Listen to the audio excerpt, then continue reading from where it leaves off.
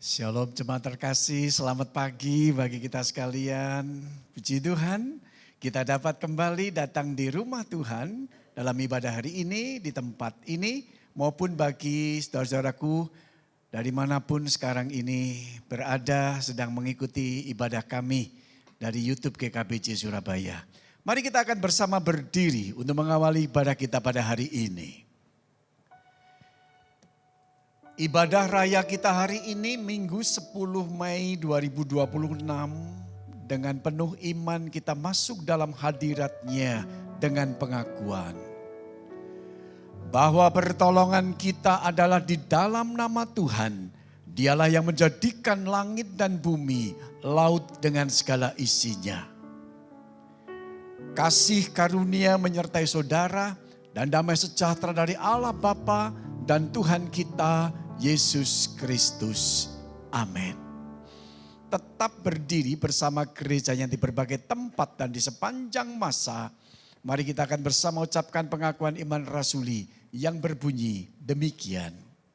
Aku percaya kepada Allah, Bapa yang Maha Kuasa, Khalik langit dan bumi. Dan kepada Yesus Kristus, anak yang tunggal Tuhan kita, yang dikandung dari Roh Kudus, lahir dari anak darah Maria, yang menderita sengsara di bawah pemerintahan Pontius Pilatus, disalibkan, mati dan dikuburkan, turun ke dalam kerajaan maut. Pada hari yang ketiga, bangkit pula dari antara orang mati, naik ke surga, duduk sebelah kanan Allah, Bapa yang Maha Kuasa. Dan dari sana ia akan datang untuk menghakimi orang yang hidup dan yang mati. Aku percaya kepada Roh Kudus, gereja yang kudus dan persekutuan orang kudus, pengampunan dosa, kebangkitan tubuh, dan hidup yang kekal. Amin. Silakan duduk kembali, selamat berbakti, semangat melayani. Dan hari ini firman Tuhan akan dilayankan oleh Juanto Peter Sebastian untuk kita sekalian. Tuhan berkati kita semua. Amin. Saya mau sapa kita sekalian, shalom. Haleluya. Puji nama Tuhan kalau kita bisa berkumpul lagi di tempat ini menyembah Tuhan karena Tuhan Yesus baik. Amin. Haleluya. Mari datang kepada Tuhan. Mari tenangkan setiap hati dan pikiran kita. Sejenak kita tanggalkan setiap kesibukan kita. Untuk kita pandang kepada Tuhan. Kita pandang pada kebaikan Tuhan. Kalau hari ini kita boleh ada di titik ini, boleh ada hari ini. Kita melihat bagaimana Tuhan sudah menyertai kita sampai hari ini. Tuhan, kami sungguh bersyukur. Kalau bukan Tuhan yang menyertai kami, kami tidak bisa sampai hari ini. Kalau bukan Tuhan yang menolong kami, kami tidak bisa berdiri sampai hari ini, Tuhan. Kalau bukan Tuhan yang menolong kami tidak bisa berjalan sampai hari ini. Semua karena Engkau baik, semua karena Tuhan baik. Kami bersyukur kepada Engkau, Tuhan. Kami puji dan sembah Engkau. Kami mengagungkan nama Tuhan. Haleluya. Tuhan, sungguh ku bersyukur Kau menyertai hidupku selama ini. Bapa, ku berterima kasih untuk kasih setiamu yang tak pernah berakhir. Mari nyatakan syukur kita pada Tuhan. Aku ada hari ini karena Tuhan baik dan teramat baik bagiku. Semua yang ku alami bersamamu ku lewati. Indahnya kasih Tuhan seperti pelangi. Sehabis hujan. Kami bersyukur Tuhan. Mari nyatakan puji dan sembah kita kepada Tuhan.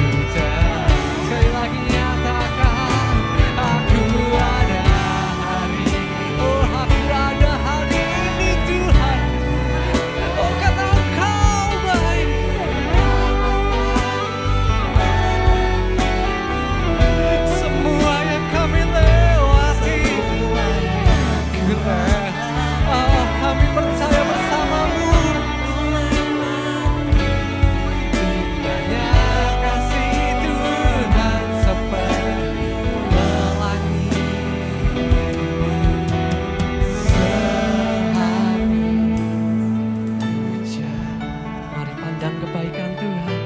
Aku ada, oh karena Tuhan baik dan teramat baik bagiku.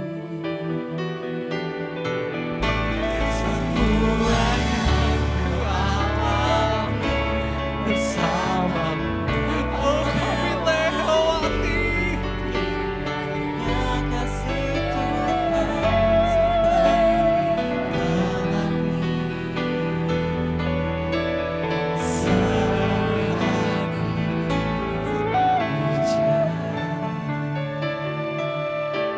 Aku ada hari ini karena Tuhan baik Tuhan Engkau baik, teramat baik teramat baik. bagiku. Kami letakkan harapan kami. Ku alami Oh bersama ku lewati indahnya kasih Tuhan seperti pelangi.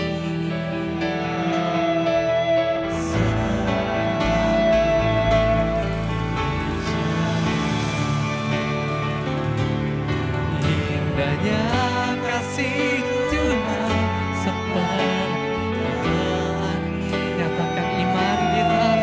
Indahnya kasih Tuhan seperti pelangi. Nyatakan sekali lagi. Indahnya kasih Tuhan seperti pelangi. Haleluya.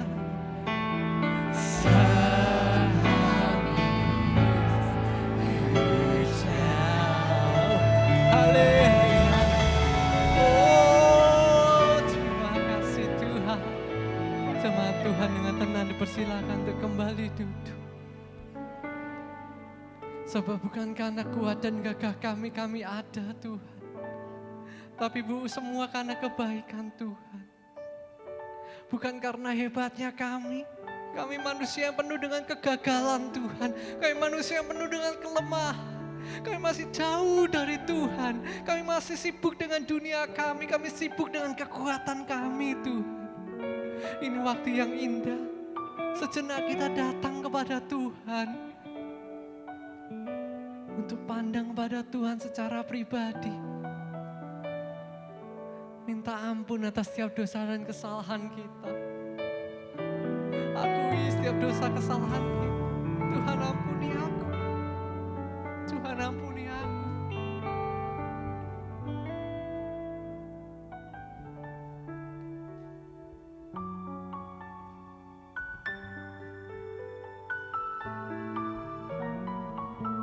Itu Tuhan yang baik. Karena bukan tentang seberapa baik buruknya kita, tapi tentang kasih Tuhan yang tetap mengasihi kita. Meskipun kita ada di titik terbawah pun, Tuhan tetap mengasihi kita. Tuhan terima kasih untuk pengampunan. Jemaat Tuhan, dengarkanlah berita anugerah yang diambil dalam Kisah Para Rasul 10 ayat 43 yang berkata bahwa tentang Dialah semua nabi bersaksi bahwa barang siapa percaya kepadanya, ia akan mendapat pengampunan dosa. Oleh karena namanya, oh haleluya, oleh karena namanya kita mendapatkan pengampunan itu. Dan ini setiap kita untuk datang kepada Tuhan. Kalau Tuhan sudah mengampuni kita, berarti hidup kita harus berkenan kepada Tuhan. Dan kami bersyukur untuk kebesaran Tuhan. Kami mau menyembah Engkau Tuhan. Lebih lagi kami mau agungkan Tuhan. Oh haleluya, haleluya, bersama nyatakan.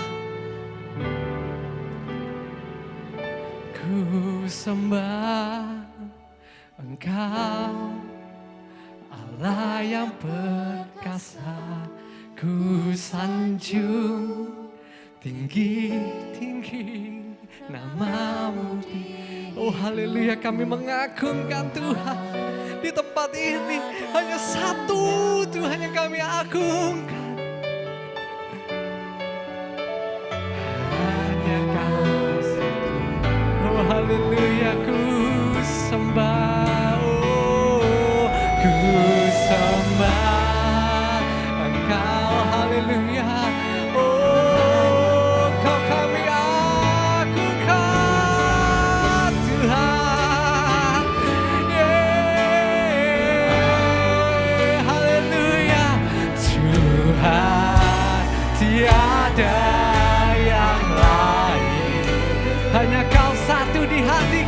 Tuhan. Oh, mari bersama-sama kita bangkit berdiri, kita sembah nama Tuhan. Oh, nyatakan, ku sembah Engkau, Allah yang perkasa. Ku sanjung tinggi namamu di hidupku, Tuhan.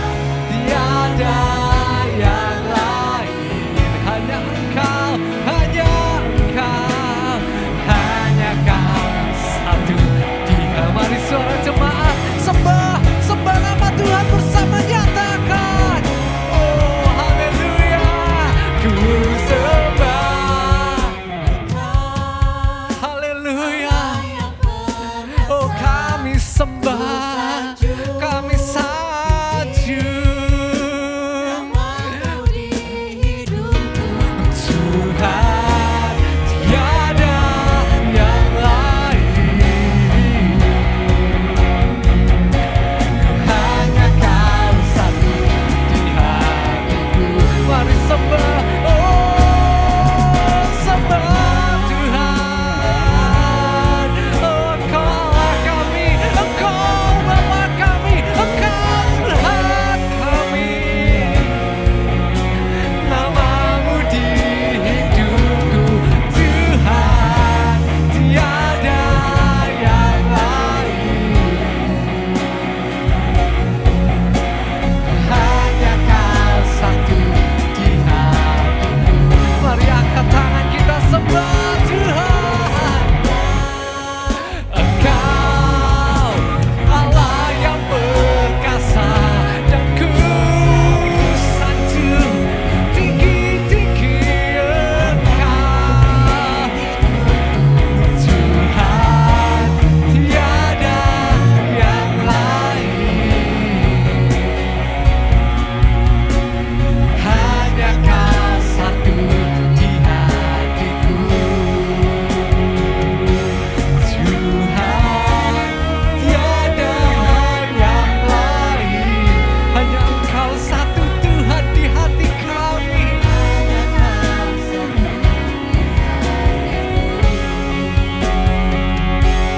Tuhan, tiada yang lain, hanya Kau satu di hatiku. Terima kasih Tuhan, terima kasih untuk keagungan dan kebesaran Tuhan. Ini setiap kami memuji dan menyembah Engkau. Biar setiap orang yang bersuka cita, mari bersama nyatakan amin. Haleluya. Mari kasih salam kanan kiri, kita katakan Tuhan Yesus baik. Haleluya. Mari kita puji dan sembah nama Tuhan di tempat ini. Amin.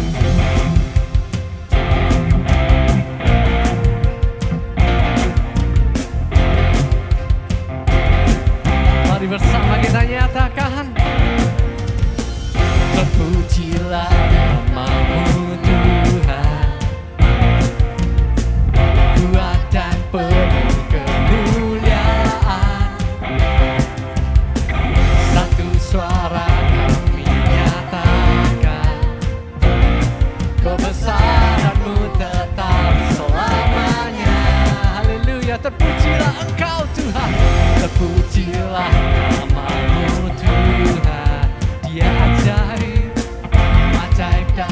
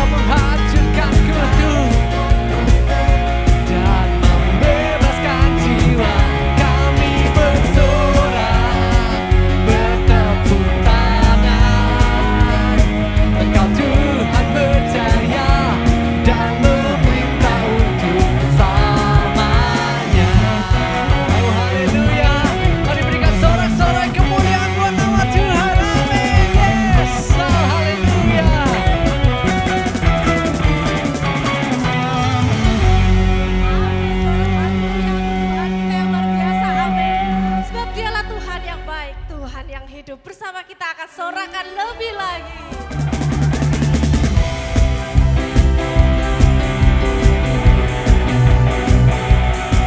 Sebab dialah Tuhan, dialah penyelamat, dialah pelindung bagi setiap yang percaya kepada-Nya.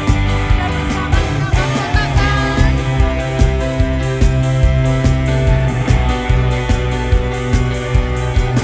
dan sorak-sorai dan semangat kita katakan, Dia mati bagiku, Dia bangkit bagiku, Dia Tuhan Allah menyembahku. Kuasa mau dikalahkan, hidupku dipulihkan, Dia Tuhan Allah kemenanganku. Bersama kita katakan, Dia sungguh baik, Dia sangat baik, Yesus, Dia baik bagiku. Amin. Dia sungguh baik, Dia sangat baik, Yesus, Dia baik bagiku.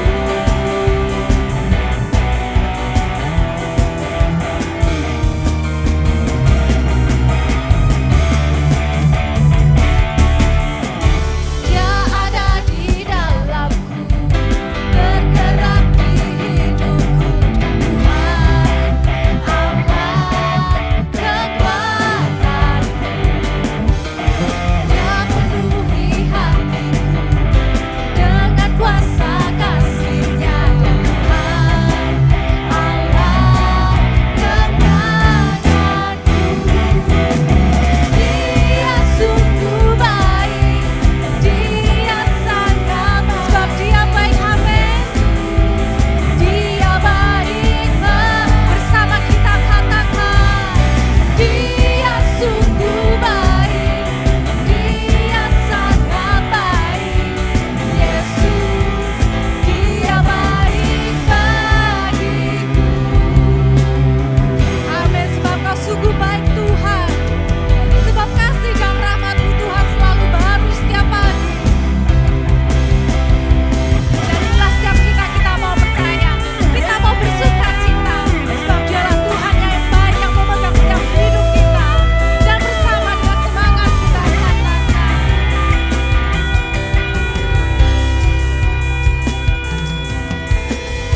Dia sungguh baik, Dia sangat baik, Yesus, Dia baik bagiku. Sebab Kau sungguh baik Tuhan, Dia sungguh baik, Dia sangat baik, Yesus, Dia baik. Bersama tangan kita angkat. Dia sungguh baik, Dia sangat baik, Yesus, Dia baik bagiku. Dia sungguh baik, Dia sangat baik, Yesus, Dia baik bagiku. Sama kita katakan, Yesus, Dia baik bagiku. Sebab Kau sungguh baik Tuhan.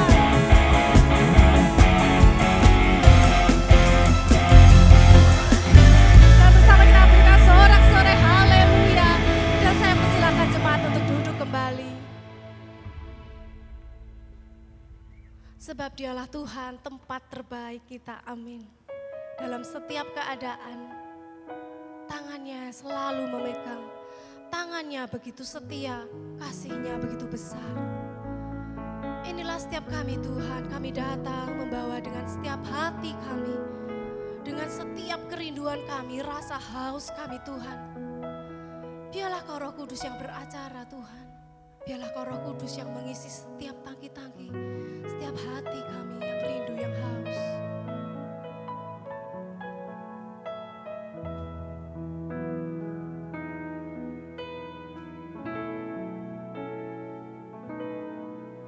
Saat ku sendiri, tiada seorang pun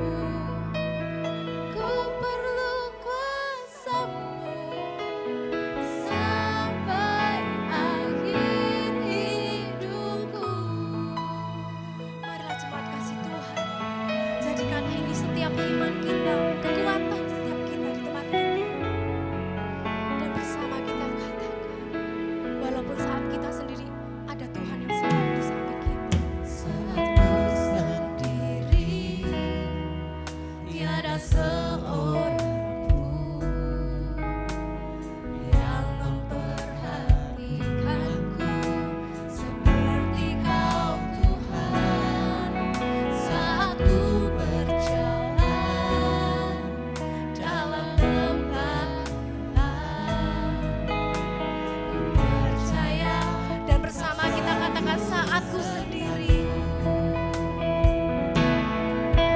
Saat ku sendiri, tiada seorang pun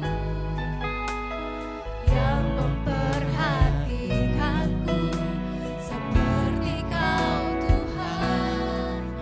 Saat ku berjalan dalam lembah gelap, dan bersama kita katakan, Kau selalu bersama kita bangkit berdiri. Tangan kami Tuhan, tangan Kuat yang memegang, selalu menuntunku.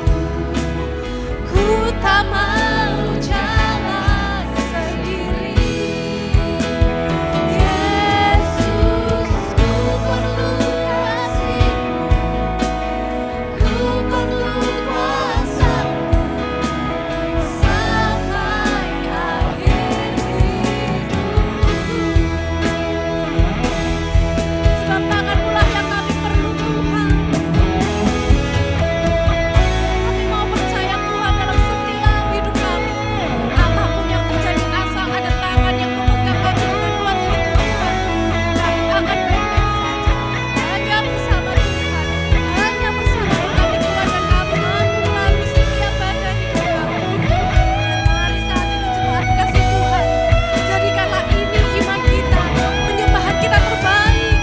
Inilah setiap penyembahan kami Tuhan.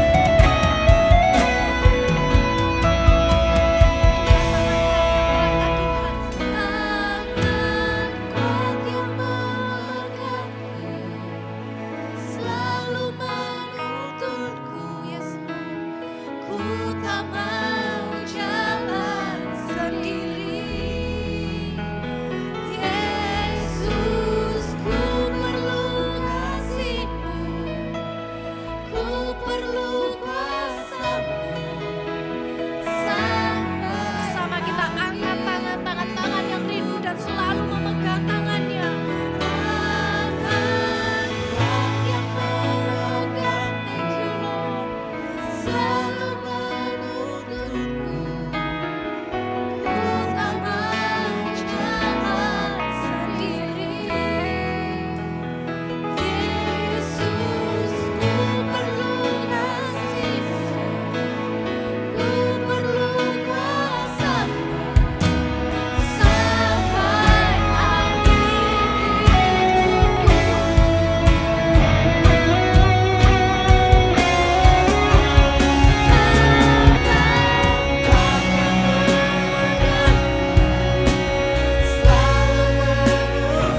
Terima kasih Tuhan, kasih kiranya memenuhi setiap tangan kami. Yesus, ku perlu kasih-Mu, ku perlu kuasa-Mu sampai akhir. Hanya tangan-Mu, hanya kami berdoa. Kuat yang menolong, selalu menuntunku. Ku tak mau jalan sendiri. Yesus, ku perlu kasih-Mu, ku perlu kuasa-Mu sampai akhir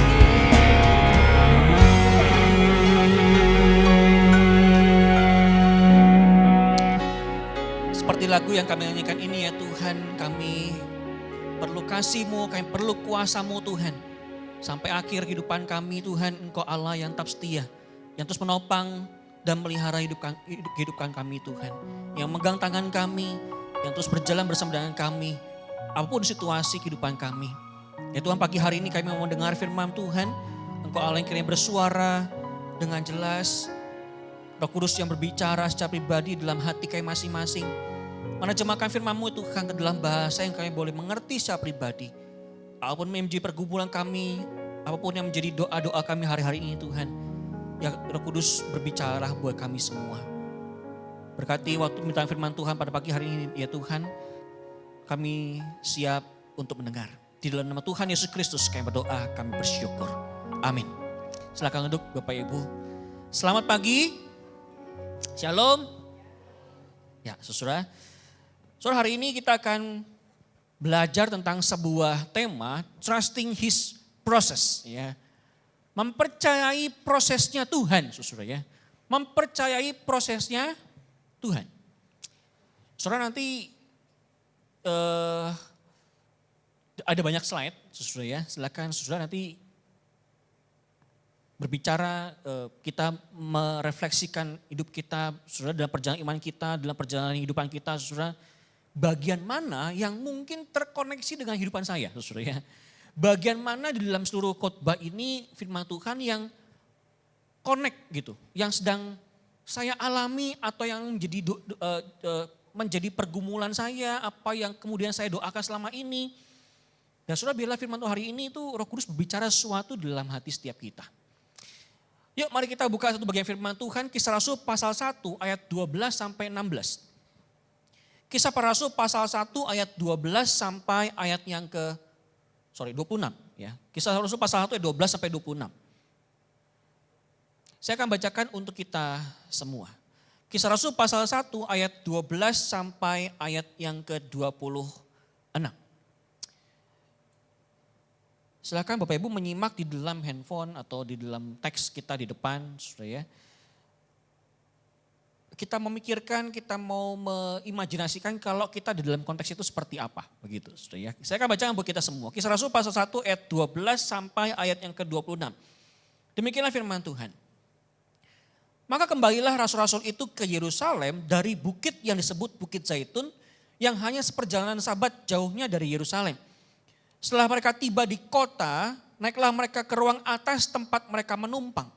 Mereka itu ialah Petrus dan Yohanes, Yakobus dan Andreas, Filipus dan Thomas, Bartolomeus dan Matius, Yakobus bin Alfeus, dan Simon orang Selot dan Yudas bin Yakobus. Mereka semua bertekun dengan sehati dalam doa bersama-sama dengan beberapa perempuan serta Maria, ibu Yesus, dan dengan saudara-saudara Yesus. Ayat 15. Pada hari itu berdirilah Petrus di tengah-tengah saudara-saudara yang sedang berkumpul itu, kira-kira 120 orang banyaknya, lalu berkata, "Hai saudara-saudara, haruslah genap nas kitab suci yang disampaikan Roh Kudus dengan perantaraan Daud tentang Yudas, pemimpin orang-orang yang menangkap Yesus itu. Dahulu ia termasuk bilangan kami dan mengambil bagian di dalam pelayanan ini. Yudas ini telah membeli sebidang tanah dengan upah kejahatannya. Lalu ia jatuh tertelungkup dan perutnya terbelah sehingga semua isi perutnya tertumpah keluar. Hal itu diketahui oleh semua penduduk Yerusalem sehingga tanah itu mereka sebut dalam bahasa mereka sendiri Hakal Dama, artinya tanah darah. Sebab tertulis dalam kitab Mazmur, biarlah perkemahannya menjadi sunyi dan biarlah tidak ada penghuni di dalamnya dan biarlah jabatannya diambil orang lain. Jadi harus ditambahkan kepada kami seorang dari mereka yang senantiasa datang berkumpul dengan kami selama Tuhan Yesus bersama-sama dengan kami. Yaitu mulai dari baptisan Yohanes sampai hari Yesus terangkat ke sorga meninggalkan kami untuk menjadi saksi dengan kami tentang kebangkitannya. Lalu mereka mengusulkan 2 orang, Yusuf yang disebut Barsabas dan yang juga bernama Justus dan Matias. Mereka semua berdoa dan berkata, "Ya Tuhan, Engkaulah yang mengenal hati semua orang. Tunjukkanlah kiranya siapa yang Engkau pilih dari kedua orang ini untuk menerima jabatan pelayanan, yaitu kerasulan yang ditinggalkan Yudas yang telah jatuh ke tempat yang wajar baginya." Lalu mereka membuang undi bagi kedua orang itu, dan yang kena undi adalah Matias. Dan dengan demikian ia ditambahkan kepada bilangan ke-11 rasul itu. Demikianlah firman Tuhan, berbahagia kita yang mendengar, merenungkan dan melakukannya di dalam kehidupan kita setiap hari. Saudara dalam Tuhan, salah satu pergumulan terbesar manusia adalah menunggu prosesnya Tuhan. Saudara ya. Menunggu itu pekerjaan yang paling membosankan. Betul gak saudara ya? Saya paling gak suka untuk menunggu. Saudara ya.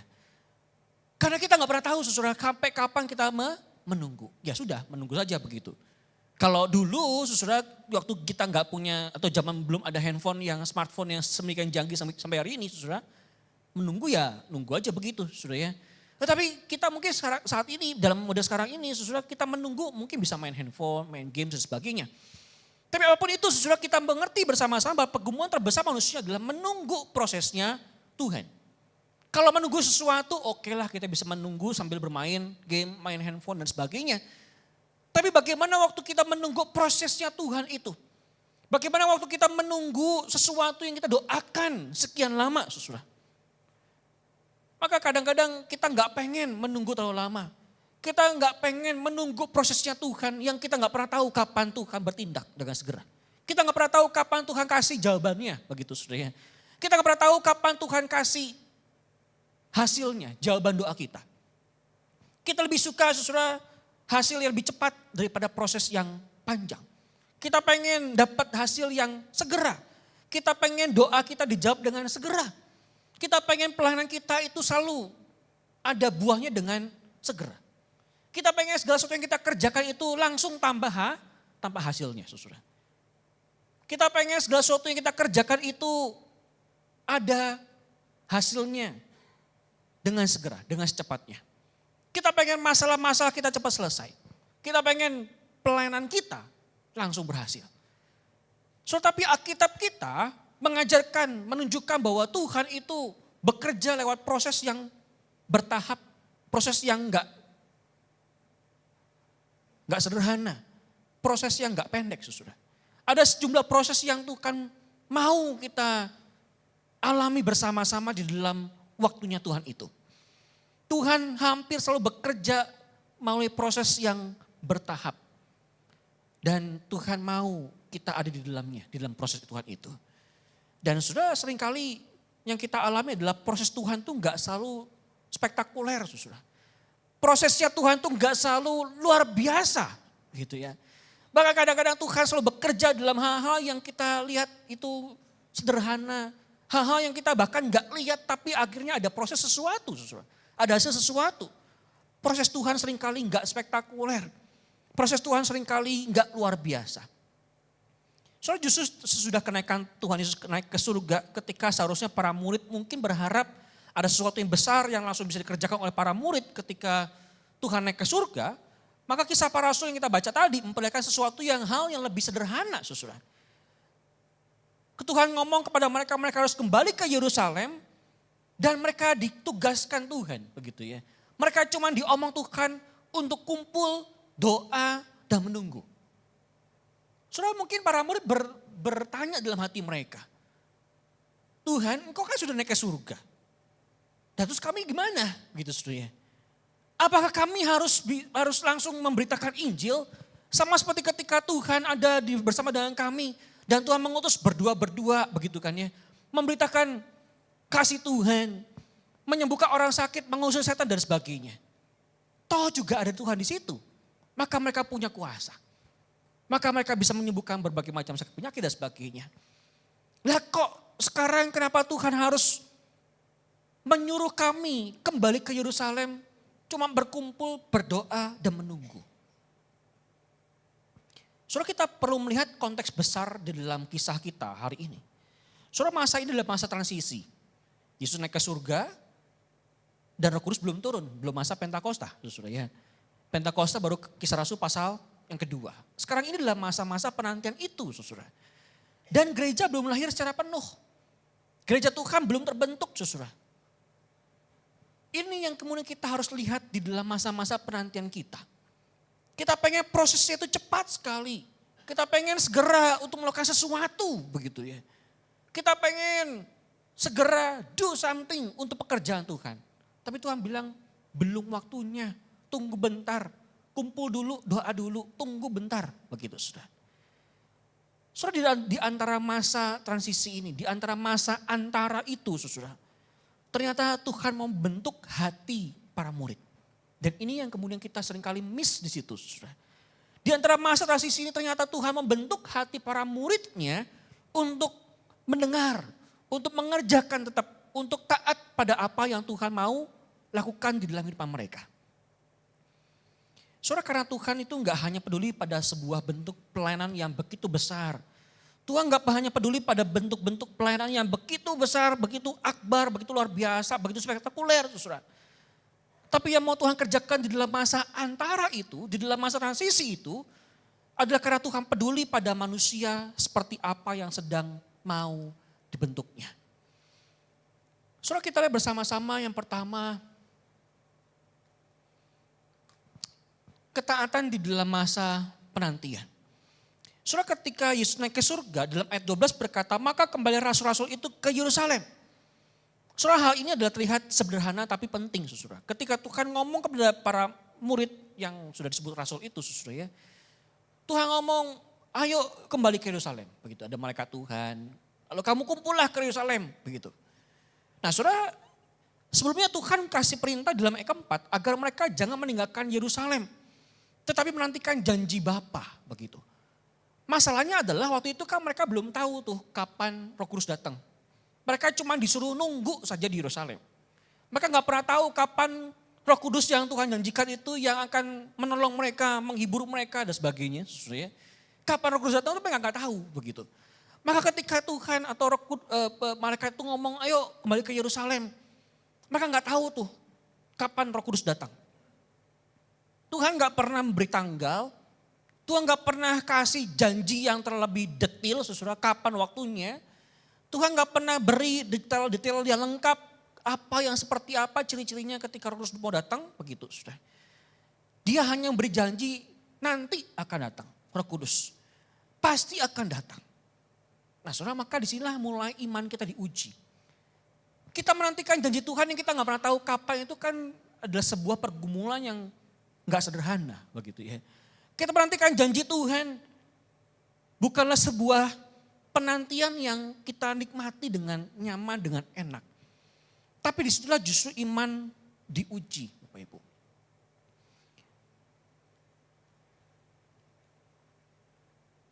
Ketaatan sejati terlihat ketika seorang tetap taat. Meskipun dalam bentuk kita belum mengetahui hasil akhirnya. So kalau kita mengaku adalah murid Kristus yang sejati, maka ketaatan sejati itu adalah sesuatu hal yang harus kita juga kerjakan dalam kehidupan kita. Ketaatan sejati adalah ketika kita tetap taat meskipun kita belum pernah tahu hasil akhirnya seperti apa. So kadang-kadang kita mau taat kalau semuanya sudah jelas. Kalau semua sudah jelas, kalau semua tertata dengan baik, kalau semua tertata dengan rapi, semua yang kita pikirkan semua sudah terpikirkan dengan mantap, begitu saudara ya. Kita mau taat. Kalau masa depan sudah aman, kalau ada sedikit hasil yang terlihat, kita semua mau taat. Kalau ada jalan yang terasa pasti, kita mau taat. Tapi waktu itu para murid Tuhan minta sesuatu hal yang berbeda. Para murid waktu itu sedang belajar berjalan berdasarkan janjinya Tuhan, saudara. Bukan tentang kepastian pemikiran manusia. Saudara, ini kemudian yang harus kita pikirkan bersama-sama. Kalau kita hidup dalam iman kita kepada Tuhan, kita mempercayai janji Tuhan pasti terjadi. Kenapa? Karena Tuhan yang berjanji. Beda kalau manusia yang berjanji, saudara. Nah, saudara, maka itulah iman kita diuji. Karena Tuhan yang berjanji, maka ketika para murid waktu itu disuruh kumpul di Yerusalem, mereka harus taat di situ, saudara. Meskipun mereka belum pernah tahu kapan Roh Kudus akan hadir. Meskipun mereka belum pernah tahu hasil akhirnya seperti apa. Apakah mereka harus stay di situ terus menerus, atau mereka sesuai dengan janji Tuhan mereka akan menjadi pemberita Injil? Seperti apa? Tapi justru disitulah para murid Tuhan itu sedang belajar, berjalan berdasarkan janji Tuhan. Bukan apa yang manusia pikirkan, saudara. So ketika mereka ada di ruang atas itu, di dalam ayat ke-13 mereka ada di ruang atas dan Alkitab menyatakan di sana ada para murid. Ya, disebutkan para murid di situ. Petrus, Yohanes, Yakobus, Andreas, dan murid-murid yang lainnya. Ada Maria, ada Ibu Yesus dan sebagainya, saudara.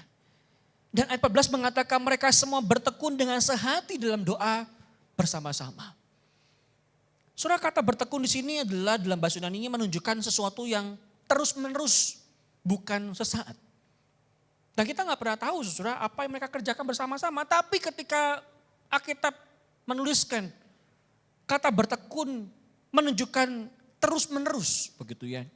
Bukan hanya sesaat, bukan hanya sekali, saudara, tekun dia. Maka mereka, kita lihat di sini mereka berdoa terus-menerus. Mereka menantikan terus-menerus, mereka berharap terus-menerus. Mereka melihara ketekunan itu, mereka melihara kesehatian itu. Mereka berdoa bersama-sama dengan tekun, dengan terus-menerus itu, saudara. Saudara, saya mikir di sini, saudara, secara manusia mereka punya banyak alasan untuk takut ketika mereka kumpul itu, begitu ya. Mereka punya banyak alasan untuk mereka takut berkumpul. Pertama adalah karena Tuhan Yesus sudah naik ke surga, begitu saudara ya. Mereka nggak punya leader lah, begitu ya. Mereka nggak punya guru yang memimpin mereka. Mereka juga waktu itu dalam situasi politik yang masih tidak nyaman, tidak aman, saudara. Karena peristiwa baru saja Tuhan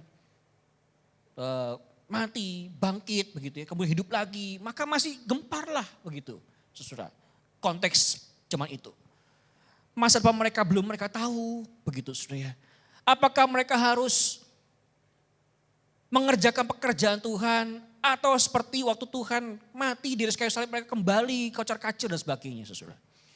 Mereka belum tahu apa yang harus mereka kerjakan, mereka pikirkan. Itu alasan mereka untuk takut. Tapi mereka nggak pernah kabur, saudara, dalam situasi seperti itu. Nyatanya mereka nggak kabur. Nyatanya mereka nggak pernah membuat agenda mereka sendiri. Mereka menunggu waktunya Tuhan bersama-sama di dalam doa mereka. Mereka menunggu waktunya Tuhan. Mereka menunggu ketika janji Tuhan itu digenapi, saudara. Kalau Tuhan yang berjanji, pasti akan dinyatakan. Pasti akan digenapi. Saudara, dalam Tuhan, bagian tersulit dalam kehidupan kita,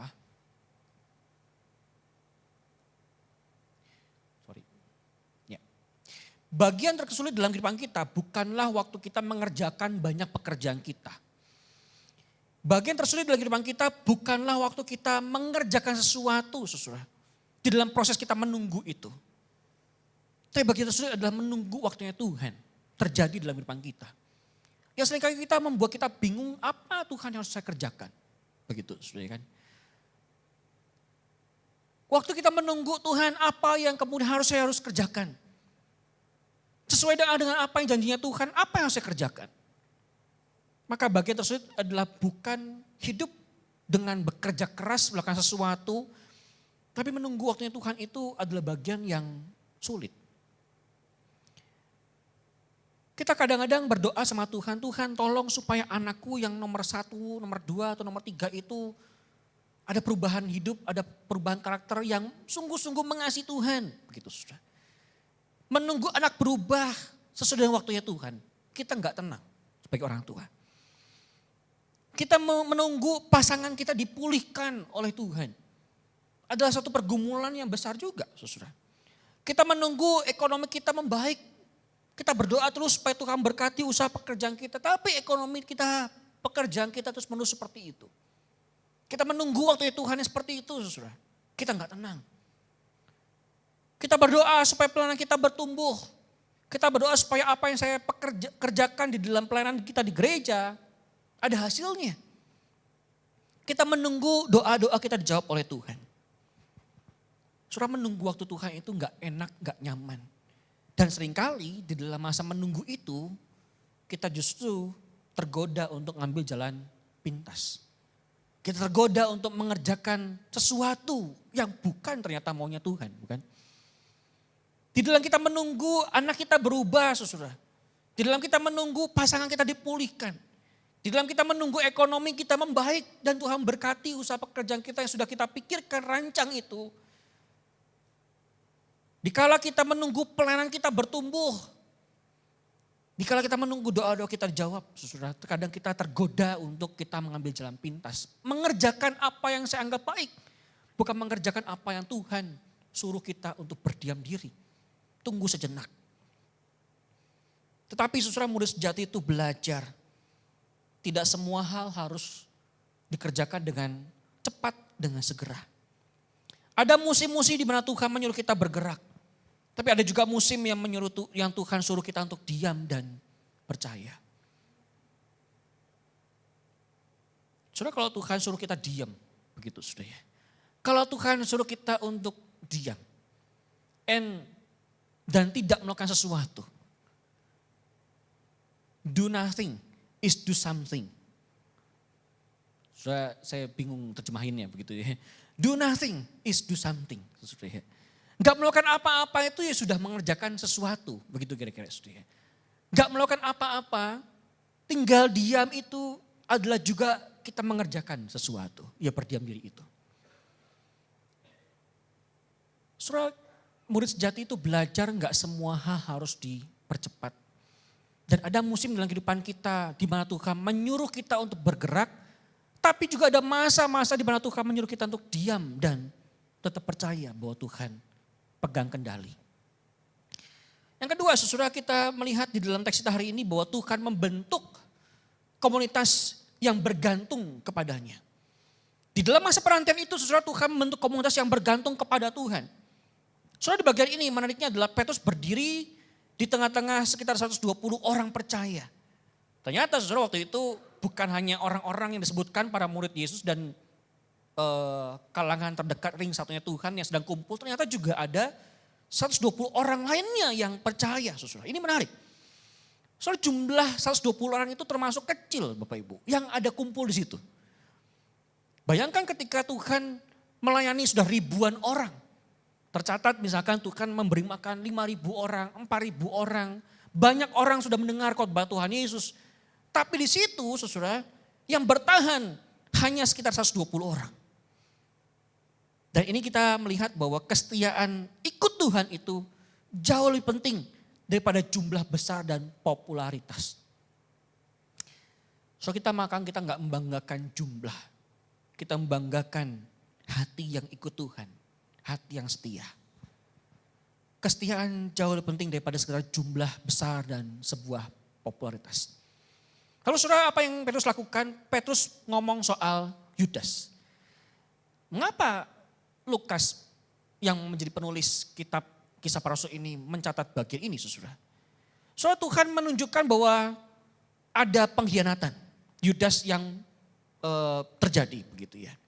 Tuhan menunjukkan bahwa ada bahkan pengkhianatan Yesus pun tidak menggagalkan rencana Allah, saudara.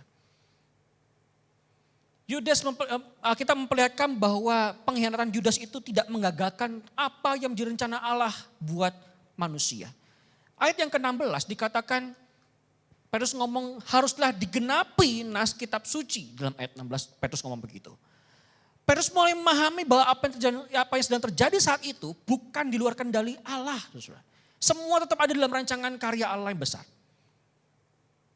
Dan ini penting secara teologis ketika Petrus ngomong di situ. Salib itu bukanlah kecelakaan. Salib itu bukanlah akhir dari karya Tuhan, saudara. Salib Kristus itu bukanlah kecelakaan di dalam sejarah kita. Tapi salib adalah karya Tuhan yang kemudian membuka pintu besar lainnya. Dan pengkhianatan oleh Yudas bukan kegagalan karya Tuhan. Allah tetap berdaulat dan pegang kendali bahkan di atas situasi yang menyakitkan. Saudara, kadang-kadang kita mengalami momennya Yudas. Pernahkah kita mengalami momennya Yudas, saudara?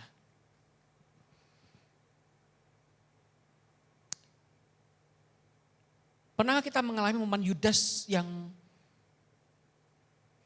pernah mencium kita dan kemudian mengkhianati kita?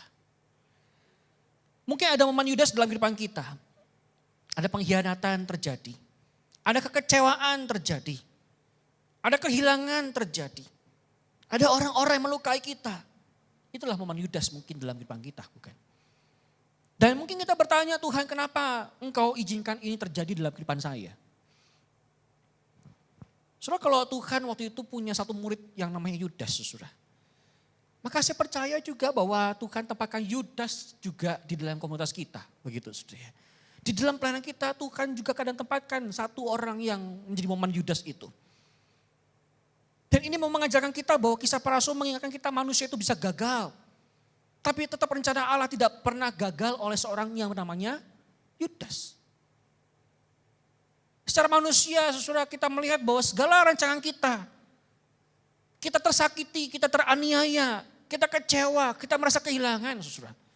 Kita mungkin pekerjaan kita, pelayanan kita gagal karena seorang manusia. Tapi apa yang namanya rencana Tuhan tidak pernah gagal oleh rancangan manusia, saudara. Itu yang bisa para rasul ajarkan buat kita hari ini. Tuhan sanggup bekerja bahkan melalui musim-musim, melalui acara-acara yang gelap, yang buruk sekalipun terjadi. Saudara, kita hafal Roma pasal 8:28. Apa itu Bapak Ibu? Allah terus bekerja dalam segala sesuatu untuk mendatangkan kebaikan bagi mereka yang mengasihi Dia. Itu bagi mereka yang terpanggil sesuai dengan rencana Allah. Tapi saudara, itu bukan berarti semua hal itu baik, bukan? Tetap pengkhianatan yang terjadi itu tetap jahat. Tetap apapun yang dilakukan oleh seorang yang jahat itu tetap jahat, saudara. Ada luka yang menganga, ada luka yang kemudian terjadi, saudara. Dan itu tetap menyakitkan bagi kita. Tapi Allah sanggup memakai bahkan hal yang buruk terjadi itu untuk menggenapi tujuannya. Selalu ada momen Yudas yang Tuhan izinkan terjadi dalam kehidupan kita, bukan? Di dalam keluarga kita, bahkan di dalam rencana-rencana yang kita susun sebagai seorang manusia. Secara pribadi, secara keluarga. Dalam kehidupan kita bergereja, dalam kehidupan kita berkomunitas di luar sana, saudara. Selalu ada momen Yudas yang Tuhan izinkan terjadi. Supaya kita bisa melihat bahwa manusia itu bisa gagal, tapi tidak pernah menghancurkan rencana Allah yang Tuhan rancangkan buat manusia. Nah, saudara, itu yang kemudian Tuhan bentuk. Yang ketiga, proses Tuhan membentuk ketergantungan, bukan sebuah ambisi. Saudara, menariknya para murid itu lalu memilih penggantinya Yudas. Begitu, saudara ya. Di momen itulah, di dalam masa penantian itu salah satunya adalah mereka memilih pengganti Yudas yang akan menjadi salah satu rasul. Dan yang menarik adalah waktu itu cara mereka mengambil keputusan, memilih siapa yang menggantikan Yudas. Saudara, maka mereka menetapkan syarat. Saudara, ini unik ya. Pada zaman itu kok bisa orang kepikiran kayak gitu, saudara ya. Orang itu harus, orang yang menjadi yang termasuk di dalam rasulnya Yesus itu, para murid mula-mula kan disebut rasul nantinya, begitu kan Bapak Ibu. Maka mereka menetapkan syarat-syarat itu. Orang itu harus ikut Yesus dari awal. Di dalam teks itu ngomong begitu. Ya. Orang itu harus ikut Yesus sejak awal. Dan menjadi saksi kebangkitan Yesus. Unik Bapak Ibu ya. Jadi kisahnya lengkap tuh. Orang ini adalah orang yang melihat Yesus dari permulaan. Yesus melayani begitu saudara ya. Dan kemudian dia melihat menjadi saksi kebangkitan bahwa Tuhan itu bukan cuma mati tapi dia bangkit. Bahkan naik ke surga. Jadi kisah yang mereka alami, kisah seorang yang menjadi pengganti Yudas ini menjadi kisah yang utuh. Yang dia lihat secara pribadi. Dan akhirnya mereka ketemu dua orang. Begitu kan saudara. Nah, mereka doa sama Tuhan. Setelah mereka tetapkan syarat-syarat yang ada, mereka doa sama Tuhan. Ya Tuhan, uniknya adalah mereka berdoa, Engkau mengenal hati semua orang. Manusia terbatas, saudara. Mereka sadar manusia hanya melihat luarnya saja. Mereka mungkin tahu, oh ya si ini tuh dari awal sampai akhir dia ikut Tuhan. Begitu saudara. Oh iya si ini dia lihat tuh dari awal Yesus sudah ada, dia ada di situ, dalam perjalanan Yesus di situ dan dia menjadi saksi kebangkitan Yesus. Manusia hanya bisa melihat apa yang di luar, apa yang secara kasat mata mereka bisa lihat. Tapi Tuhan melihat hati. Dan disinilah perbedaan yang mereka ambil, saudara. Ambisi manusia atau prosesnya Tuhan. Saudara, manusia seringkali memilih berdasarkan kemampuan. Manusia seringkali memilih berdasarkan karisma. Manusia seringkali memilih berdasarkan popularitas penampilan yang ada. Tapi Tuhan melihat hati. Maka setelah berdoa, mereka menyerahkan hasil mereka kepada Tuhan. Setelah mereka berdoa, mereka menyerahkan hasil kepada Tuhan, saudara. Saudara, pasal ini atau perikop ini mengajarkan pada kita bahwa gereja mula-mula dibangun di atas dasar ketergantungan atau kebergantungan kepada Allah. Bukan pilihan manusia. Mereka tidak mengandalkan strategi-strategi yang begitu hebat. Mereka tidak mengandalkan hal-hal yang secara teknis yang mereka harus kerjakan. Mereka tidak mengandalkan kekuatan-kekuatan politik-politik mereka, negosiasi dan sebagainya. Mereka tidak mengandalkan pengaruh-pengaruh sosial di dalam relasi mereka dengan orang-orang lain pada zaman itu, saudara. Tapi justru gereja mula-mula dibentuk dari ketergantungan mereka kepada Allah. Ketika mereka berdoa, Tuhan Engkaulah Allah yang melihat hati manusia. Dan Alkitab ngomong juga, mereka menyerahkan hasilnya kepada Tuhan. Artinya siapapun yang terpilih itu adalah memang hasilnya Tuhan, saudara. Mereka bergantung kepada doa dan pimpinan Tuhan. Ironisnya adalah gereja modern kadang terlalu cepat bergerak tanpa menunggu Tuhan. Gereja modern kadang terlalu cepat bergerak tanpa menunggu waktunya Tuhan. Kita bisa sibuk melayani, tapi kehilangan keintiman dengan Allah. Kita bisa aktif, saudara, tapi gak lagi peka terhadap kehendaknya Roh Kudus. Soal ini yang kemudian kita harus pikirkan bersama-sama. Kita bisa sibuk melayani tapi kehilangan keintiman bersama dengan Allah. Kehilangan kepekaan rohani bersama dengan Allah, saudara. Kita bisa aktif dengan baik. Aktif itu baik, Bapak Ibu. Tapi kadang-kadang kita gak lagi peka terhadap kehendak Roh Kudus yang terjadi, yang memang Tuhan suruh itu untuk kita kerjakan. Saudara, sebelum Pentakosta pasal 2 ada ruang doa di pasal 1 yang harus dimasuki oleh para murid. Ruang doa itu adalah ruang yang sakral.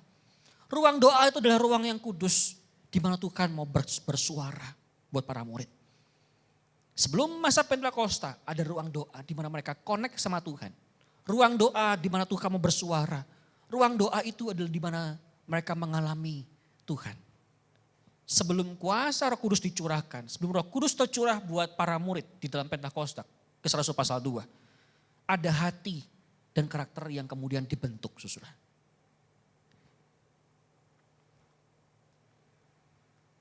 Yang keempat, kita melihat di sini bahwa Tuhan lebih peduli pembentukan daripada kecepatan. Saudara, mengapa Tuhan gak langsung turunin Roh Kudus setelah Yesus naik ke surga? Kan bisa aja papasan, saudara ya. Yesus naik, Roh Kudusnya langsung turun, begitu saudara ya.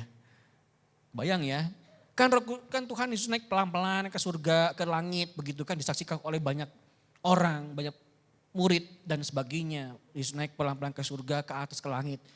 Kok enggak papasan langsung turun begitu, saudara, para Roh Kudusnya. Jawaban satu-satunya adalah karena Tuhan sedang membentuk sesuatu. Tuhan sedang membentuk sesuatu.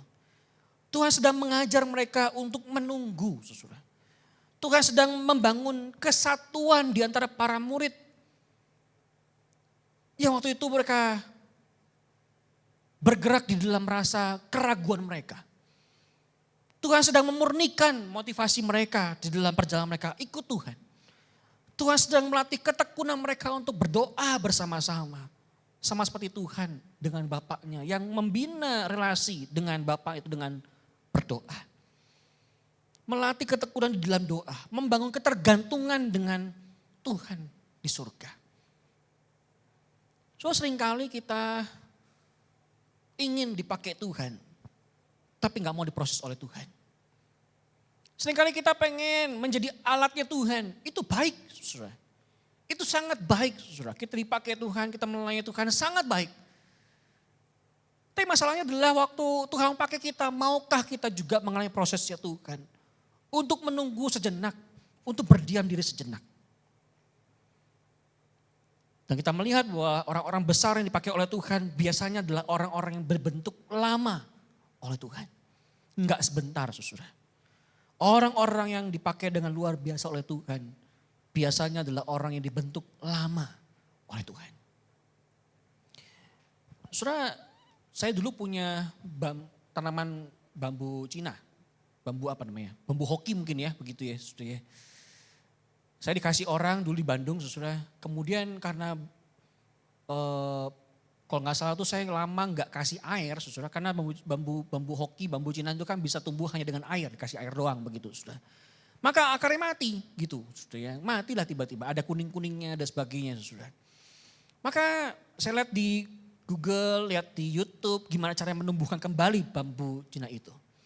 Bambu hoki itu. Nah ternyata ya udah makanya masukin aja airnya begitu sudah. Tetap masukin air, tungguin aja bertumbuh. Kok enggak tumbuh-tumbuh begitu sudah ya. Kok makin kuning begitu Bapak Ibu. Saya kan jadi bertanya-tanya ya. Ini bertumbuh atau saya harus buang atau saya harus gimanain begitu sudah. Nah sudah ternyata bambu Cina itu selama beberapa tahun pertama memang hampir tidak terlihat bertumbuh. Bahkan kesannya kuning di ruas-ruas yang ada begitu. Tetapi saudara di bawah tanah atau di dalam airnya itu ternyata akar itu sedang berupaya untuk mulai bertumbuh dan berkembang. Maka setelah waktunya tiba, pertumbuhannya akan sangat cepat. Kenapa? Karena akarnya sudah cukup kuat untuk menopang suatu pertumbuhan yang besar. Begitu juga dengan kehidupan rohani kita, bukan? Kadang-kadang saudara kita merasa, kok Tuhan hidup saya lambat sekali ya?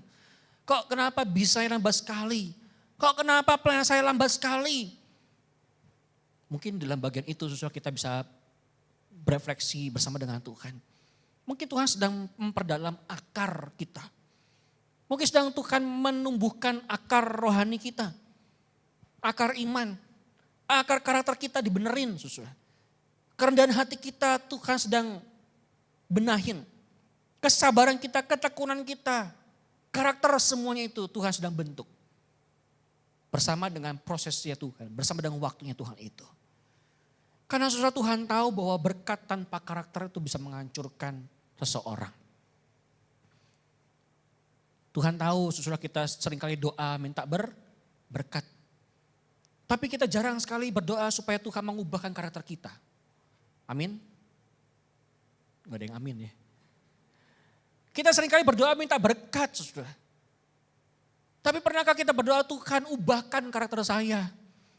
Karena saya percaya dan Tuhan tahu bahwa berkat doang tanpa karakter itu menghancurkan kehidupan kita. Soalnya Tuhan yang tahu ini lebih banyak daripada kita tahu diri kita lebih banyak. Saudara. Kita berdoa minta berkat, kita berdoa minta supaya Tuhan mencukupkan, kita berdoa supaya bisnis kita lancar, kita berdoa supaya pelayanan kita lancar. Saudara. Tapi kita lupa bahwa tanpa karakter yang dekat dengan Tuhan, dengan intim dengan Tuhan itu justru menghancurkan setiap pelayanan kita. Menghancurkan bisnis kita, menghancurkan pekerjaan kita. Dengan berkat saja tanpa karakter yang baik menghancurkan segala sesuatu yang telah kita bangun selama itu. Maka saudara kita melihat hasil akhirnya seperti apa. Kisah Rasul pasal 1 ini yang kita sudah baca tadi adalah kisah tentang orang-orang yang belajar percaya pada prosesnya Tuhan. Di dalam masa penantian itu saudara antara kenaikan Tuhan dengan peristiwa nanti Roh Kudus akan turun. Adalah sebuah masa di mana orang-orang belajar percaya pada prosesnya Tuhan. Mereka belum melihat Pentakosta. Mereka belum melihat mujizat-mujizat yang besar terjadi. Saudara. Mereka belum melihat ketika Petrus itu berkhotbah 3.000 jiwa bertobat. KKR terbesar sepanjang sejarah dunia. Petrus khotbah 3.000 jiwa bertobat. Kan ngeri Bapak Ibu ya. Mereka belum pernah melihat Pentakosta, mereka belum melihat Roh Kudus dicurahkan, mereka belum melihat mujizat-mujizat besar terjadi, mereka belum pernah melihat ribuan orang bertobat. Tapi yang Tuhan membentuk karakter mereka, mereka tetap tinggal, berdoa, menunggu saja, dan taat saja. Disuruh stay di dalam ruang doa itu. Disuruh tunggu saja di Yerusalem, di ruang doa itu, di rumah itu. Mereka harus taat di situ. Kalau sama saya sih, Tuhan saya pengen jalan-jalan dulu lah begitu ya. Siapa tahu nanti Tuhan kalau ada orang sakit saya sembuhin.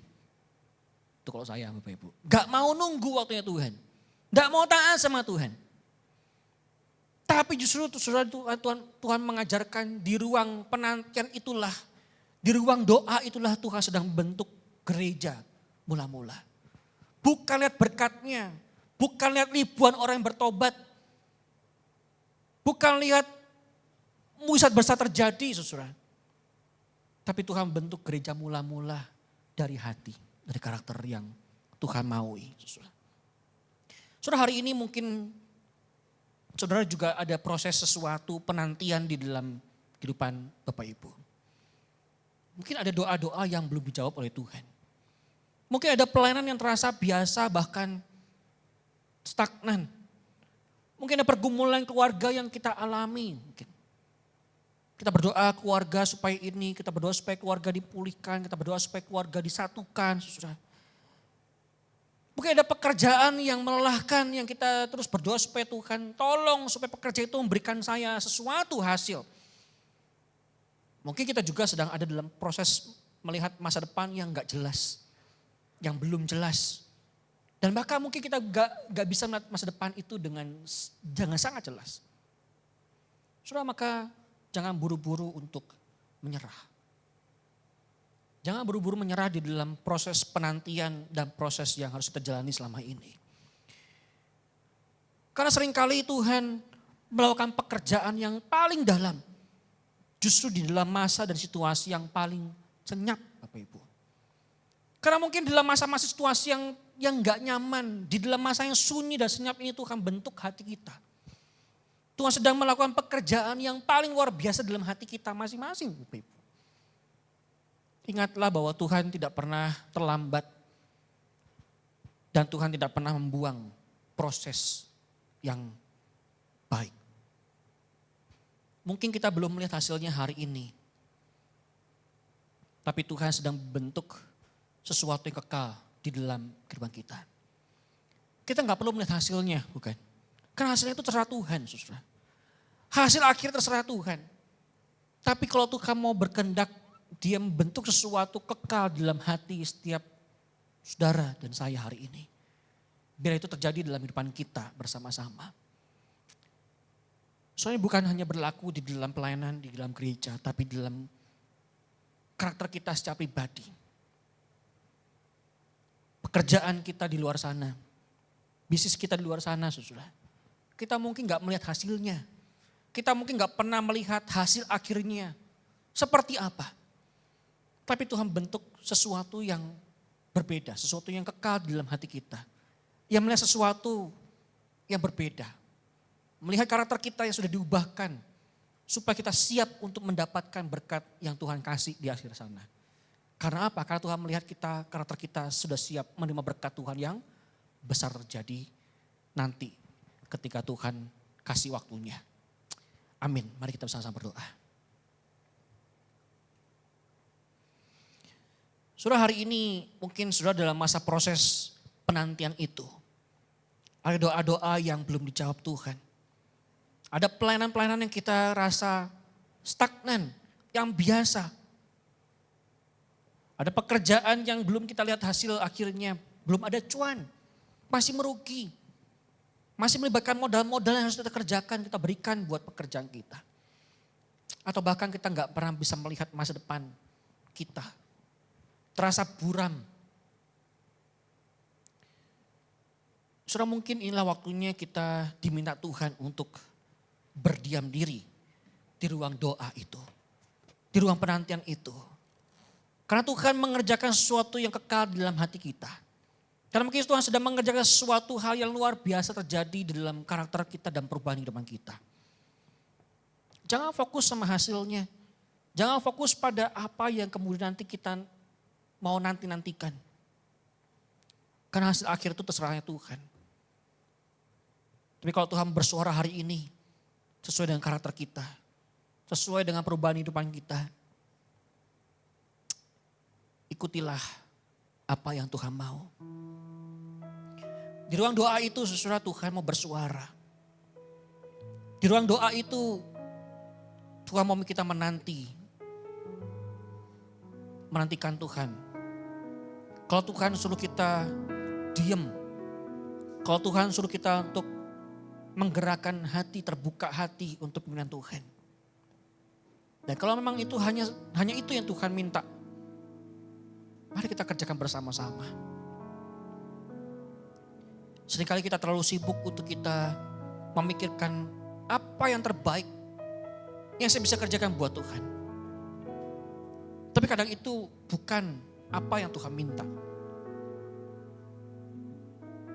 Yang Tuhan mau kerjakan di dalam kehidupan kita adalah perubahan karakter kita mungkin terjadi.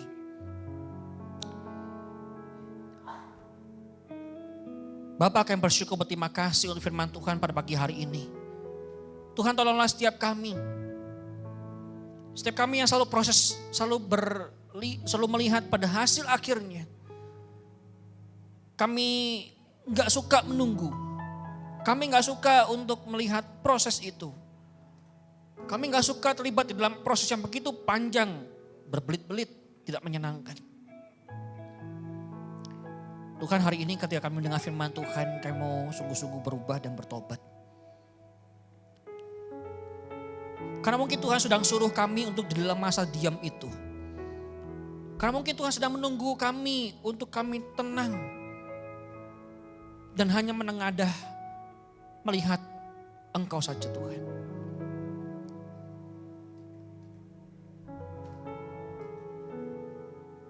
Tuhan tolonglah setiap kami. Apa yang harus kami kerjakan bersama-sama. Bersuaralah ya Tuhan. Sesuai dengan konteks kami masing-masing. Kami yang menunggu jawaban doa. Kami yang berupaya memikirkan rencana-rencana terbaik untuk masa depan kehidupan kami masing-masing.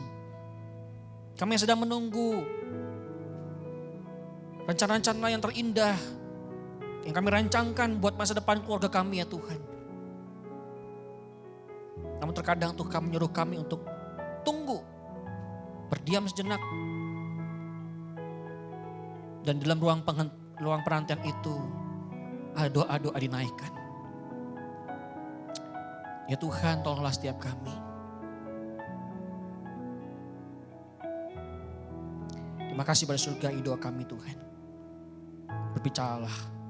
Di dalam nama Tuhan Yesus Kristus kami berdoa, kami bersyukur. Amin. Tuhan berkati kita semua. Jemaat, untuk firman yang sudah diberitakan, waktu ini waktu yang indah untuk kita memberikan persembahan kita yang terbaik buat Tuhan. Hari ini akan diedarkan 2 kantong persembahan untuk diakonia dan untuk umum. Petugas persembahan dipersilakan.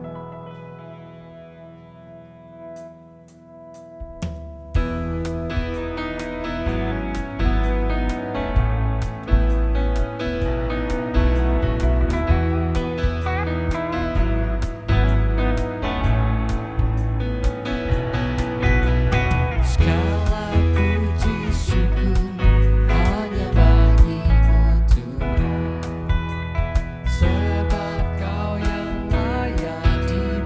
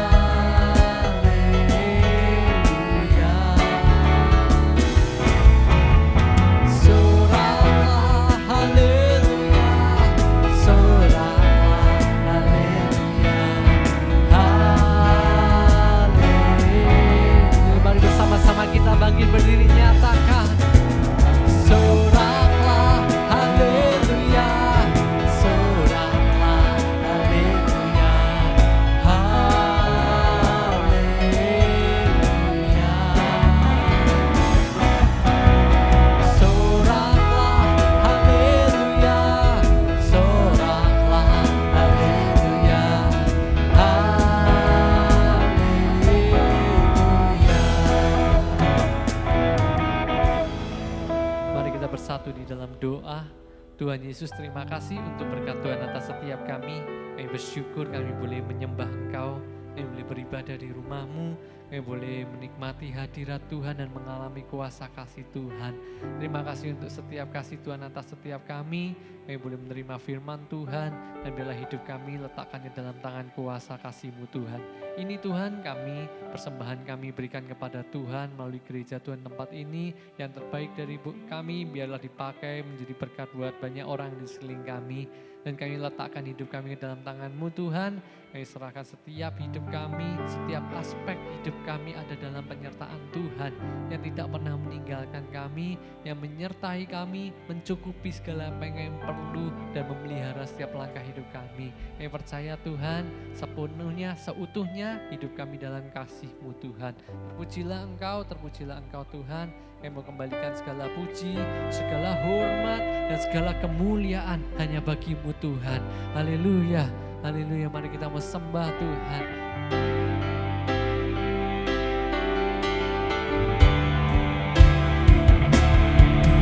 Besar anugerah-Mu,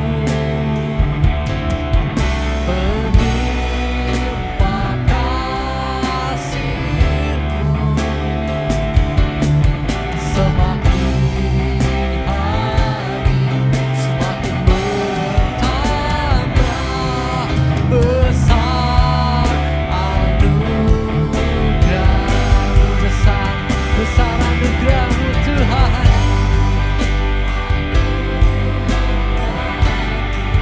Oh, berlimpah kasih-Mu, semakin hari semakin bertambah. Besar anugerah. Mari nyatakan iman kita, semakin hari semakin bertambah, semakin bertambah. Besar anugerah. Sekali lagi nyatakan iman kita kepada Tuhan. Oh, semakin hari semakin bertambah. Besar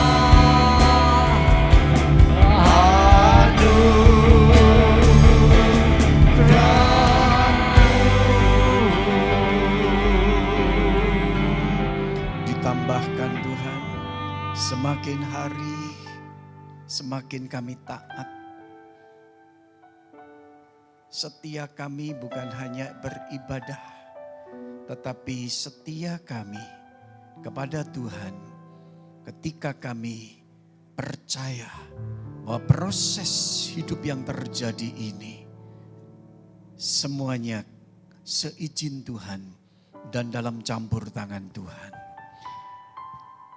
Isi hati kami Tuhan sungguh mengerti beban berat yang harus kami alami, yang kami tanggung hari ini. Jauh Tuhan sudah mengerti sebelum kami berdoa. Dan kalau kami berdoa, menyatakan percaya kami bahwa Engkau sanggup bekerja, bertindak, berkuasa atas setiap persoalan ini. Tuhan, hamba-Mu tidak bisa berkata-kata dengan panjang lebar apa beban jemaat Tuhan. Tetapi pasti ada yang sedang berdoa dengan sungguh kepada Tuhan. Bahkan dalam minggu ini mereka sedang mencari pimpinan Tuhan, kehendak Tuhan. Biarlah Tuhan pakai mereka. Di tengah segala masalah, hadirkan Tuhan akan kabar baik itu. Terima kasih Tuhan Yesus. Tetap doa kami juga bagi yang sedang menderita sakit, yang ada di atas tempat tidur begitu berkepanjangan seperti Bapak Aris Variadi. Maupun juga doa kami bagi Bapak Yosafat. Doa kami juga untuk kondisi daripada Bapak Tanwalai serta istrinya Ibu Silvi. Kami percaya percayakan semuanya kepadamu. Kami doakan tetap untuk Ibu Eli Kalalo yang masih ada di Medan. Doa kami bagi Ibu Indriati. Tuhan, terima kasih untuk mereka yang diberikan umur panjang dan biarlah mereka tetap sehat.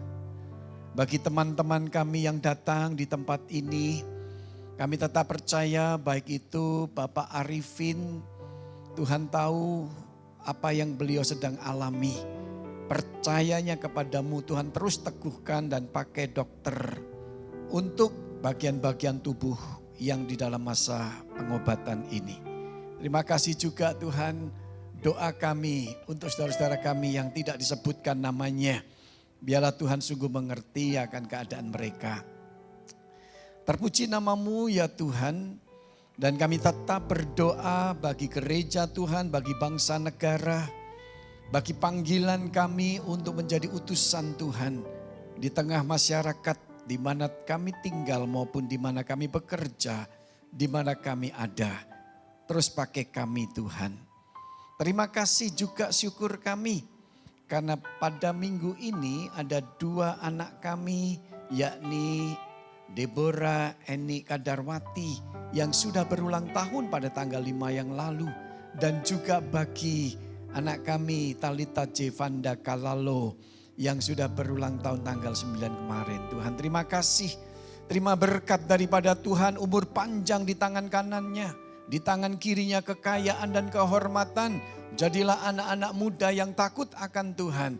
Hidupmu sekarang diberkati. Untuk masa depanmu menjadi berkat. Selalu di dalam kasih sayang Tuhan.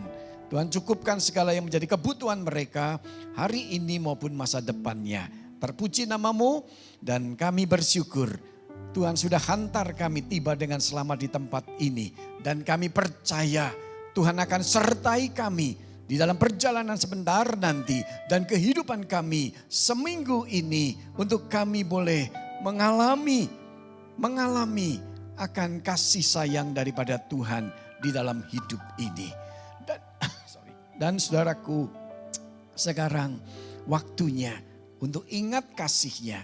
Di tempat ini saudara dikasih Allah. Bawa kasih itu di tengah kehidupan kita. Dan mari kita sama-sama pandang kepada Tuhan, arahkan hatimu kepadanya. Dan dengan tangan terbuka, alami berkatnya. Nikmati kasih dan kuasanya di dalam kehidupanmu. Terima berkat dari Tuhan. Tuhan memberkati engkau dan melindungi engkau. Tuhan menyinari engkau dengan wajahnya dan memberikan engkau kasih karunia. Tuhan menghadapkan wajahnya kepadamu dan memberikan engkau damai sejahtera. Tuhan besertamu. Amin. Tetap berdiri, ada 2 anak kita berulang tahun.